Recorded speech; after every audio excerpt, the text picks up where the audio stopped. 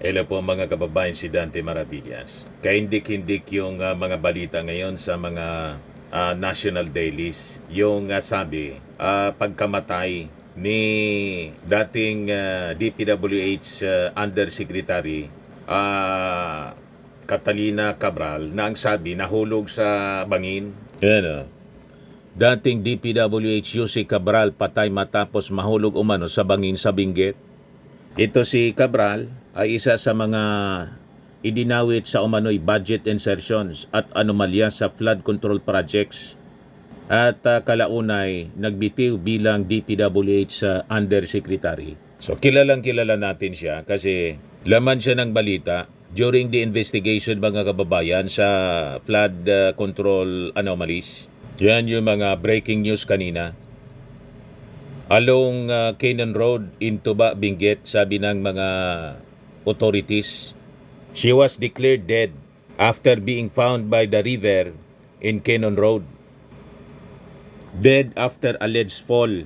Ayon sa Benguet Police Provincial Office, huling nakita malapit sa lugar si Cabral pasado alas 3 kahapon, December 18. Later on, natagpuan ang kanyang katawan sa gilid ng Bued River pasado alas 8 na ng gabi. Ang cellphones at gadgets ni Cabral iniutos ng ombudsman sa pulisya na i-secure. Kasi baka may mga kausap, baka may mga pagbabanta sa kanyang buhay, pwedeng nag-suicide siya, o baka may foul play. Hindi natin alam mga kababayan. Kasi kahapon pa lang at kagabi nangyari yung insidente. Ngayon, sa kwento ng driver, pinipigilan daw niya kasi lumabas sa sasakyan itong si Yussi Cabral. O ito yung interview kay Cardo Hernandez, driver mga kababayan ni Cabral. Saan? Saan? Lapitan mo. Dito po siya naupo. Diyan siya umupo? Diyan? Naupo daw dyan Tapos sa tabi ng kalsada, Yan lang, parang dumidikit bangin siya sa ano. na baka sabi ko baka mahulog. Mautmalas. Kaya sabi ko wag ka dyan ma'am, baka mautmalas ka. Eh, 3 beses po siya sinaway. Kaya lang, ganun pa rin. Pero nung bandang huli nung inano kami ng pulis, hindi na. Kasi tumaboy na akong papunta ron. So, iniwanan mo siya? Hindi po, kasakay ko. Kasi Okay. pinaboy po kami ng pulis eh. Okay. Huwag daw po magtambay dito, kaya umalis po kami. Okay, nung nakalis na kayo, saan kayo napunta? Dumiretso po kami ng doon na sa kumain doon sa malapit sa Iyon Hotel. Okay. Tapos pagkatapos kumain, doon na kami sa Iyon, nag-check-in na. Okay. Bandang mga 2:30, sabi na babata kami papunta rito. Ayun, binaba kasi dito ng 3 o'clock. Pagbaba, sinilip ko pa, nakaupo siya dito. Okay. Umalis ako, punta ako doon. Sabi ko, balikan mo na lang ako. Umupo muna pala una, tapos sinaway ng pulis, Pagbalik ko dito, bumalik pa rin. Tumigil ako dito, sinilip ko po dyan eh, sumilip ako eh. Natatakot naman po ako, baka mahulog ako. Umalis ako, nagtanong ako doon ng may nakatambay na si Manong. Tinanong ko kung may tumang babae na Kaduda-duda tong kwento ng driver po, baka kasabwat. Sinilip ko uli. Pero wala po ako nakita sa mukbang hindi ko po nakita. Ayun, batch bumalik na ulit ako ng hotel. Tatanungin ko sa hotel kung pumunta. Anong oras yun? Ano na po yun? Mga pasado alas 5 Pati na. dapat yung cellphone nitong driver, Pagdating ko doon, wala pa daw po. i-preserve po. Kaduda-dudang kwento. Sinuyot ko rin papunta rito. Bakit siya iniwan? Baka may kausap na iwan Nagtambay-tambay na para po. itulak sa bangin. Doon ako nagpunta na ako sa pulis para magpatulo kasi wala po akong flashlight para makita yung babae. Ayun na po, yung pagsilip dito galit namin, na-flashlight niya na lang doon nakakita dito sa babae. Di ba, mga kababayan? Kaduda-duda yung kwento ng driver na si Carlo Hernandez. Kasi sa kanyang kwento mga kababayan, una na palang una nang naupo-upo doon. Ang tanong, bakit naupo-upo doon? Pagkatapos, sinaway ng polis, bumalik sila sa hotel. Pagbalik sa hotel, bumalik uli doon sa bangin. Mga kababayan, at naupo-upo doon, sinasaway niya daw tapos iniwan niya. Ang tanong, bakit iniwan?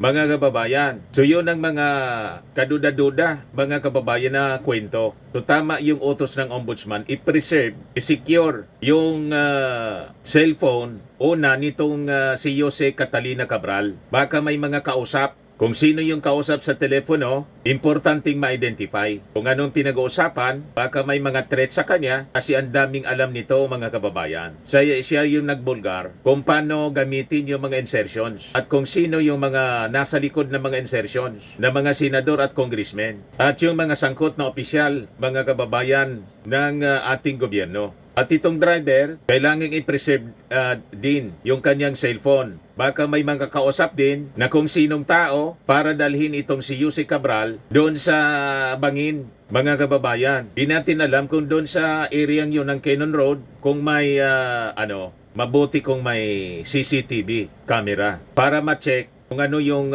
nangyari talaga. Kung itinulak siya, ay nagtulak sa kanya, o nagpakamatay, nahulog na lang doon. Kasi siyempre, ang dami niyang problema. Patong-patong na problema dahil dito po sa pagkasangkot niya sa multi-billion flood control anomalies na inexpose ng ating Pangulong Bongbong Marcos. So, pwede rin, halimbawa, sabwat yung driver kasi kaduda-duda po yung kanyang statement, ipinain doon. And somebody could be may nagtulak.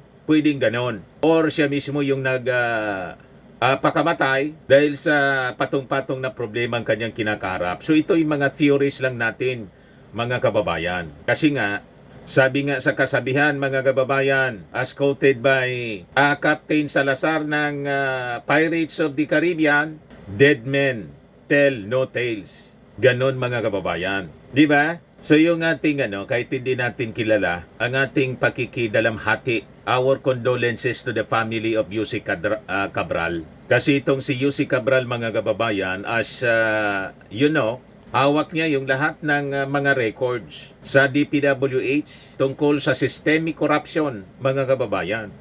Past and present. During the past administrations, kasi matagal na siya, mga kababayan, sa DPWH. Past and present administration. Alam niya, mga kababayan, kung magkano yung pera na kinikickback ng mga officials boss sa DPWH at ng mga legislador, mga kababayan. Senador, congressmen, pati siyempre yung mga kasabwat na mga contractors. Siya, mga kababayan, ang may direktang link sa lahat ng sangkot dito sa multi-billion anomalies sa DPWH. At kilala niya kung sino yung mga tao na pupunta sa kulungan or makukulong with a firm resolve, mga kababayan, ng ating Pangulong Bongbong Marcos na ipakulong papanagutin. Walang ligtas sa batas. Kahapon po, nagpaabot pa lang ng update yung ating Pangulong Bongbong Marcos.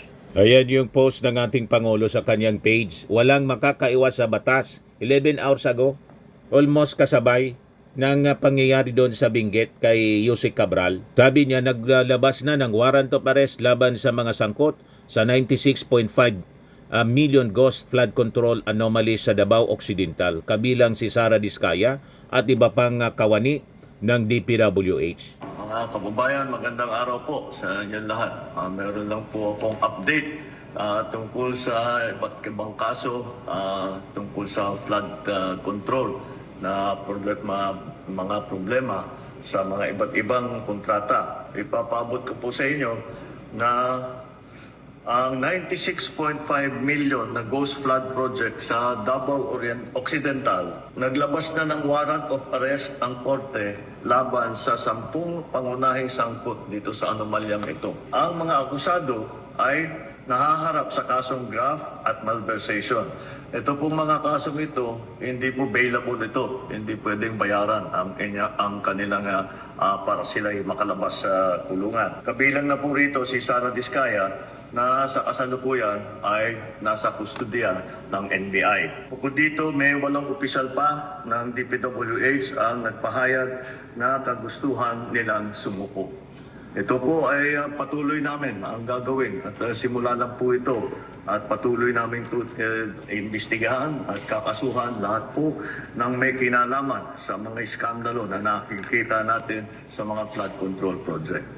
At titiyakin po natin na hindi lamang sila ay makakasuhan kundi maibalik ang pera ng ating mga binayad ng ating mga kababayan ay ibalik sa kaba ng ating bansa. At maraming salamat po at magandang araw po sa inyo.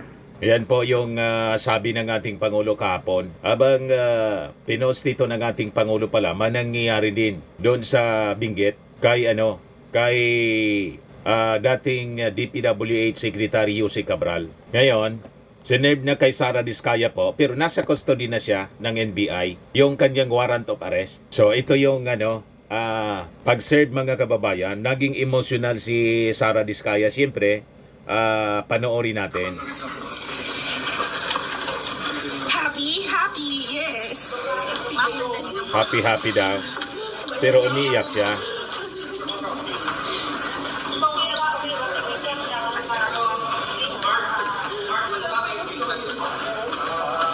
Try another way. Try another way daw.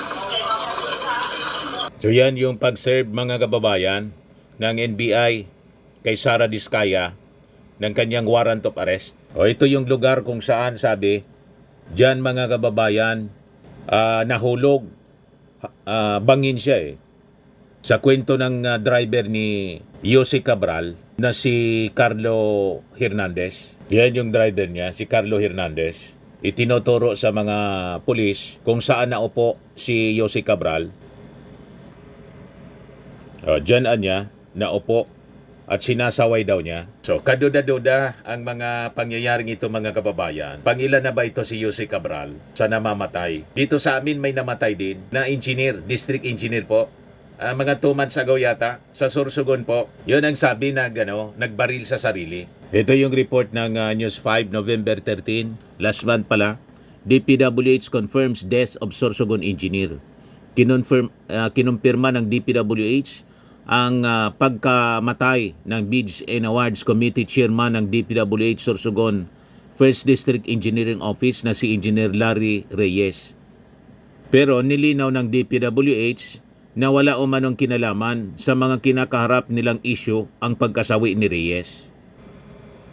Yan yung official statement. Pero makaduda pa rin mga kababayan kasi di ba yung Sorsogon kasama doon sa iniimbestigahan yung mga projects na kinasangkutan ng kontraktor na naging donor ni Chis Escudero sa kampanya na isa sa mga top 15 contractors din na nabanggit ng ating Pangulong Bongbong Marcos sa flood control. So anyway, mga kababayan, antabayan natin na yung mga developments ng balitang yan.